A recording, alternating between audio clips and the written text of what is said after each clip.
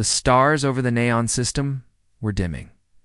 What once was a thriving cluster of trade routes, colonies, and science outposts now floated in silence. Wreckage drifted in orbit. Empty communication satellites blinked uselessly. Planets that once held millions were now cold, quiet, and dark in the capital city of Arvalon. On the last surviving Neuron world, Elder Votha stood inside the crumbling central tower. His pale green skin had dulled with age, and now his eyes, once sharp with knowledge, were filled with fear. "We've sent our final call," he whispered, his voice barely audible. "May anyone hear us?" Behind him, the room was filled with officials and military leaders, their faces grim. One screen displayed the outer planetary defense grid. Only 3 stations remained. The others were already gone, burned, dismantled, or simply vanished. The Neron had once been proud explorers, peaceful, curious, and technologically advanced. But none of their science had prepared them for the enemy that came without warning. No name, no demands. Just black ships, silent and cold, that erased everything they touched. Whole cities swallowed. Starships lost. Friends and families vanished without a trace. The galaxy had grown quiet in the wake of the terror. The Galactic Council had refused to help. Other species had closed their borders. No one wanted to fight what they couldn't understand. And so, the Neron, act of desperation, sent their signal to a place none had dared to contact in centuries Earth, a death world, a savage place where storms tore continents apart. Beasts hunted in silence, and intelligent life had risen not in peace. But through fire, war, and survival, some believed Earth was extinct, others believed its people had isolated themselves on purpose. But all agreed. Humans were dangerous, Elder. Votha had no other choice. He leaned against the communication console, the last one still working. "We do not ask for mercy," he said in the broadcast. "Only help. You are our final hope." Then the signal was sent, and they waited. On Earth, beneath the Antarctic ice, a quiet alarm pinged. Inside, Sovereign Command. A hidden fortress run by the United Earth Defense Force, red lights pulsed gently. The room stirred as personnel checked incoming data. General Evelyn Hart entered the control room with heavy steps. Her uniform crisp and voice sharp. "Report," she said. Lieutenant Rhodes turned. "We picked up a deep space distress signal. Ma'am. Origin. Neron system. Full planetary emergency." "Why is that coming to us?" Art asked, eyes narrowing because... Rhodes hesitated. ... They sent it directly to us. The message was encrypted using an Earth-only clearance protocol, obsolete from a century ago. Hart raised an eyebrow. A forgotten protocol. One only used when someone was truly desperate. She ordered the message decoded. As the audio played through the chamber, silence fell over the room. ... We are dying. We do not beg for peace. We ask only for a chance to fight. If you are out there, we ask for fire." Hart looked around at her officers. "Prep High Command. This changes everything." Days later, a Neron scout ship detected an anomaly on long-range sensors. Dozens of unknown ships had appeared at the edge of the system. Black, angular, and moving with terrifying speed. At first, the Neron thought the enemy had returned to finish them. But then the ship stopped just outside orbit. A single message was transmitted to the Neron capital. "Assistance accepted. Human. Fleet inbound. Stay clear of the blast radius." The Neron command center fell into stunned silence. No greetings, no negotiations, just orders. Above the burning moon of Arxes, the enemy finally returned. The sky turned dark as their monstrous carriers broke through the clouds. The ground shook as cities prepared for final destruction. But before the first strike landed, a new shape tore through the sky faster than anything the Neron had ever seen. A human, dreadnought, sleek, silent, deadly, it flew directly through the heart of the enemy formation. The blast that followed lit the atmosphere. Like a second sun, human ships poured from Warp Gate's precision weapons. AI-guided drones, railgun platforms, and mobile shock troops that hit the ground running. No hesitation. No mercy to the Neron. It was beyond war. It was annihilation.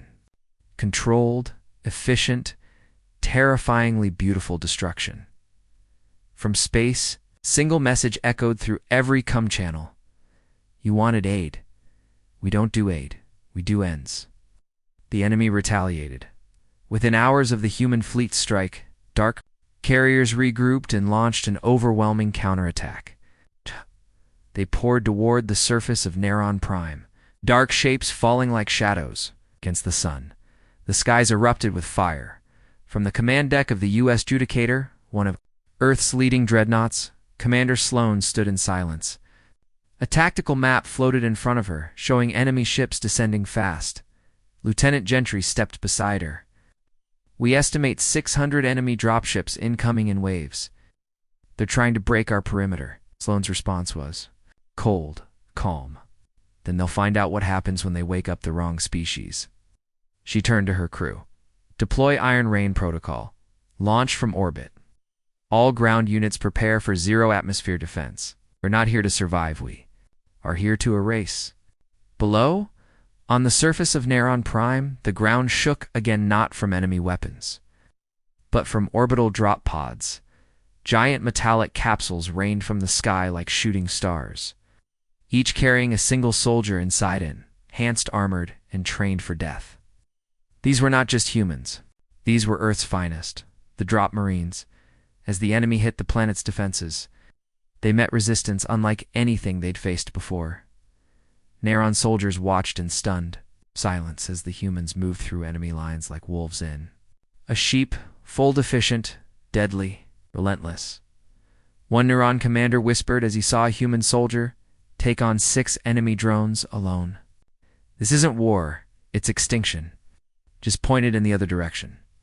High in orbit, the rest of the enemy fleet tried to close the trap surrounding the human ships, but the Judicator had already calculated the maneuver.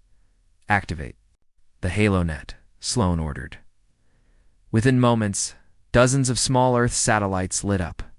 A grid of orbital energy cannons locked onto incoming targets and sliced through them with invisible beams. Enemy ships cracked apart silently in space, vanishing from the sensor grid one by one. On the surface, alien firepower raged, but the humans did not run. They advanced at the Neron Council bunker. Elder Votha struggled to make sense of the reports. Our cities are being hit, said his advisor, but the humans there, winning. Even in zones where we lost full battalions, they pushed the enemy back in less than 20 minutes.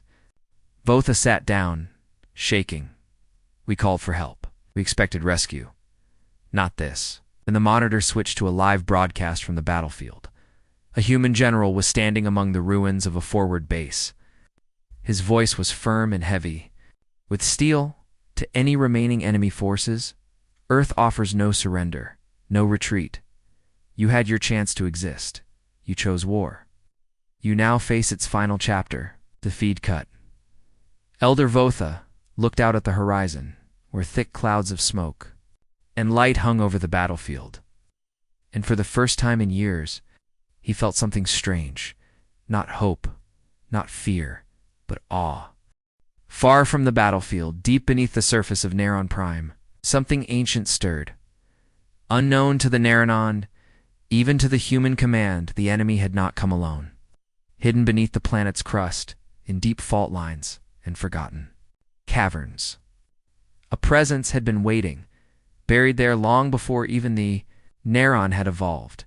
It pulsed with quiet hatred, watching, listening now. It was awake, and it was angry. On board the UES Vindicator, Earth's most advanced censorship, Lieutenant Mahan studied the readings with growing alarm. Commander Sloan, she said, voice tight, there's something beneath the surface. It's massive, organic, and it's not showing on standard bioskins. I had to filter noise frequencies just to spot the anomaly. Sloan turned to her. Are you saying there's a second threat? No, I'm saying this might have been the first one. Before Sloan could respond, the surface of Neron Prime cracked. A shockwave shot across the land, tossing tanks and bodies like toys. Buildings collapsed and a deep, thunderous roar echoed up from below. All across the front, battle paused. Even the enemy forces halted, hesitating, unsure. Then the ground opened. Towering spires of dark bone and living stone erupted from the earth. From the shadows emerged a creature of impossible size, part ancient alien biology. Its body was covered in pulsing veins of molten energy. Its mouth was a jagged maw of shifting teeth, and its voice tore through cum channels like a scream from hell. The humans had ended the war above ground, but now a greater war had begun. In orbit, General Hart received the feed. The room was silent. No one spoke. Then Hart gave a single order. Activate Black Hammer. Tell every fleet commander, this is no longer a rescue operation. This is an extinction protocol. On the battlefield, as the towering creature tore through defense lines, humanity's finest prepared for the impossible. Massive artillery units locked in, AI-guided mech suits formed firing formations. The drop Marines regrouped under fresh orders. Hold the line until orbital. Strikes were in range, but the creature moved like a force of nature. One blast of its energy cracked an entire ridge in half. A swipe of its limb destroyed a command station. Plasma fire barely scratched its armor. Even the Neron, who had believed all was already lost, now saw what true terror looked like. Commander Sloan watched from a mobile forward base, adjusting her exosuit helmet. Humanity didn't come this far to lose to a ghost, she said. Eyes locked on the screen, she turned to her team. Tell the Judicator to charge the Singularity Lance. We hit its center mass, but we'll destroy everything in a 10-mile radius, her aide warned. Sloan didn't blink. Then pull our people out of that blast zone now. The countdown began, and so did the evacuation. Above the planet, the Judicator shifted position. Its ventral cannon opened, revealing a weapon Earth had never tested in combat, an experimental core driver designed to mimic the gravity of a collapsing star. Below, humans and Nerons scrambled to retreat. The enemy was too massive, too ancient, too powerful. But humanity didn't fear gods. They made weapons to kill them. The ground was shaking under the boots of every soldier, Neron and human alike. The ancient creature, now fully emerged, let out a roar that didn't just echo through the land, it vibrated inside bones, inside machines, even inside thoughts. Commander Sloan could barely hear her comes over the thunder. But her mission was clear. Hold the line. She watched through a cracked tactical visor as the creature's limbs tore through reinforced bunkers like paper. Its massive arms, covered in crystallized armor, slammed into the defensive wall, where hundreds of human soldiers were stationed. Some screamed, some fought, none ran. Get everyone out of blast radius theta, she barked. We have 60 seconds until the lance fires. At the rear of the zone, drop Marines carried wounded comrades, while covering fire lit the sky. One Marine, Corporal Diaz, stopped to pull a fallen Neron commander out of the rubble. Move. A voice shouted, "You'll get caught in the strike." Diaz didn't stop. He threw the alien leader over his shoulder and sprinted just as the countdown hit 5, high in orbit. The Judicator's main weapon reached full charge. General. Hart's voice came through every allied cum in the system.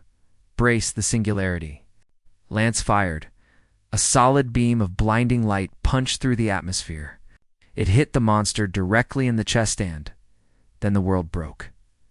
The sky lit up. A deep, deafening hum filled every speaker. The beam didn't explode, crushed. The creature screamed, louder than anything that had ever lived, before collapsing into itself.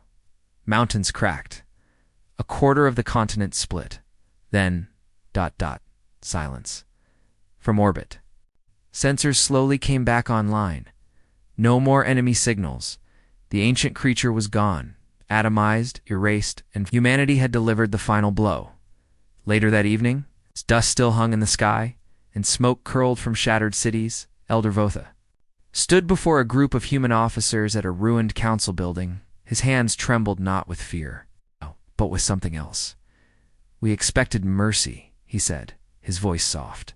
"Or maybe just aid."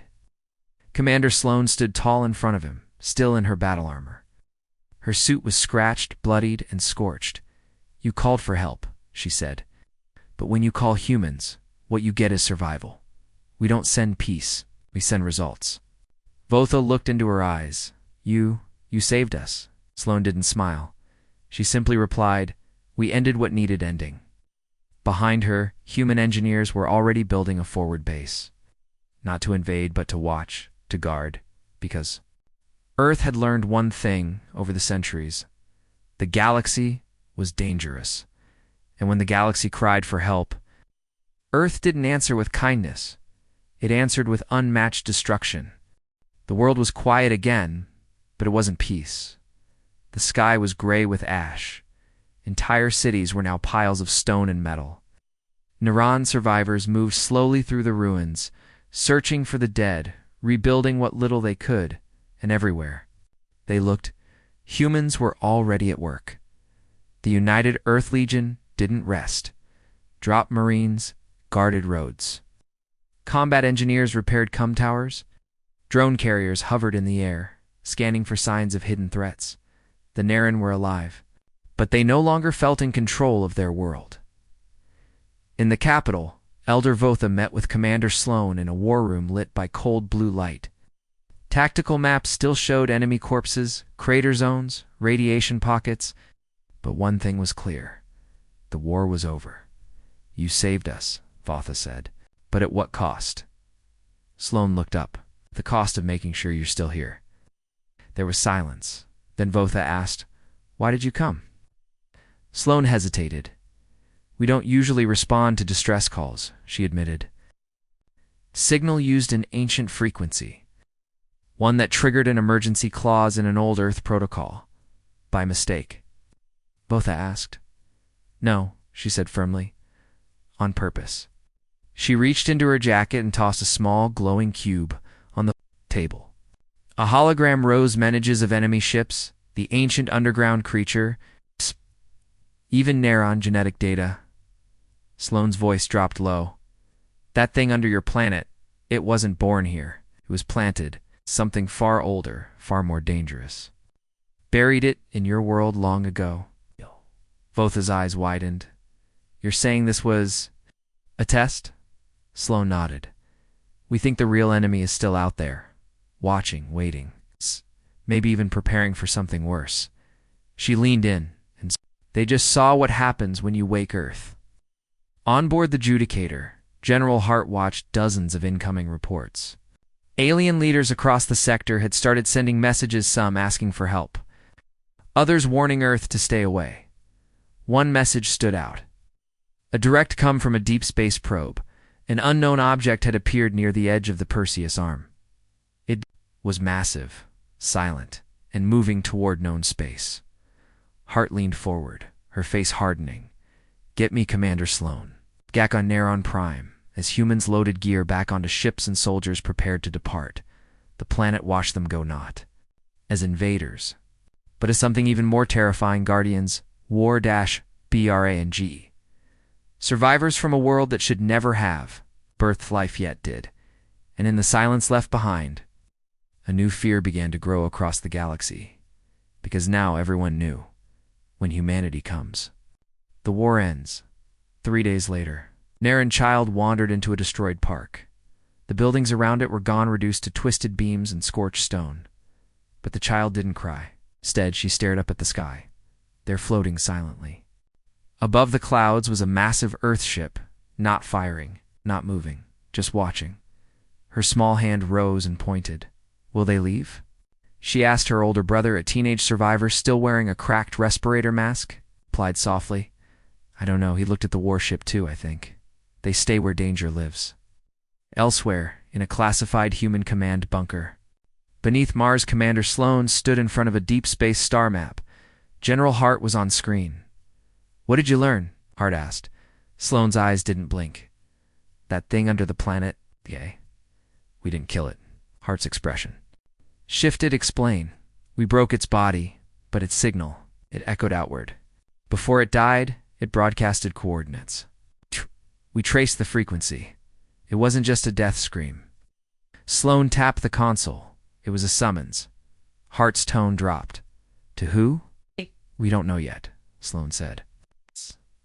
But we've picked up movement, deep space shifts, it's artificial mass signatures. Something big. Multiple systems. She looked at the screen. They're coming. Maybe not tomorrow. Maybe not next year. But this was the first knock on the door. Hart stood up slowly in her office. Then we don't rebuild, we prepare. Sloan nodded once. Yes, General. Earth is awake now. On the edge of the galaxy, in the black between stars, something stirred. A sleeping mind, cold, ancient, it. Opened one eye, it had felt the death of its child, and it now knew one thing for certain. Earth had returned to the galaxy, and Earth was angry. The galaxy was holding its breath. News of Earth's brutal intervention spread. Like wildfire through star systems and space stations, every world, every species whispered the name humanity had earned. The Death Worlders, they had come not with mercy, but with war. And when they fought, entire worlds trembled. On the bridge of the UES Vindicator, Commander Sloan stared at the new star charts glowing before her. The coordinates from the underground creature's final message pulsed. Ominously, General Hart, she said into the cum. These signals, they're unlike anything we've seen. Artificial structures, vast and old, lie near the dark rift beyond the outer rim. Hart's voice crackled back. That's deep space. No human fleet has ever gone that far. Sloan nodded grimly. We have to. This is no longer just about defense. It's about survival. Meanwhile, on a remote outpost near the dark rift, alien scientists scrambled to interpret strange transmissions. The data was fragmented, full of bursts of raw energy and cryptic codes. One scientist whispered, "This is a warning. A call to arms. Something is coming." A shadow passed over the outpost. Their alarms screamed as unknown vessels appeared, ships unlike any recorded in their history, dark, sleek, heavily armed. The ancient enemy was waking back on Earth. Deep within the Martian command bunker, Sloan met with the top scientists and military strategists. We are facing a threat older than the galaxy itself, she said. Dr. Malik, the lead xenobiologist, leaned forward. Our scans show these ancient ships carry weapons capable of wiping out entire solar systems. Sloan's eyes hardened. Then we must be ready to meet fire with fire. The Death Worlders will rise again. Outside, the stars shone cold, and distant, the war for the galaxy's soul had only just begun. The darkness beyond the stars was alive. Unknown fleets gathered in the shadows, silent but deadly. Ancient machines, long forgotten by time, stirred from their slumber. Their weapons hummed, ready to unleash devastation on any who dared oppose them. Commander Sloan stood before the assembled fleet commanders. Our enemies are not just returning. They're evolving, and they bring a war unlike anything the galaxy has ever seen. She paused, letting the weight of her words settle. We begged for peace. We offered aid. But the universe only answered with fire. Her voice dropped. Now, humanity must answer with total war. The room was silent, but every soldier and officer knew the truth. The galaxy's fate rested on Earth's shoulders, and the Death Worlders were ready to fight.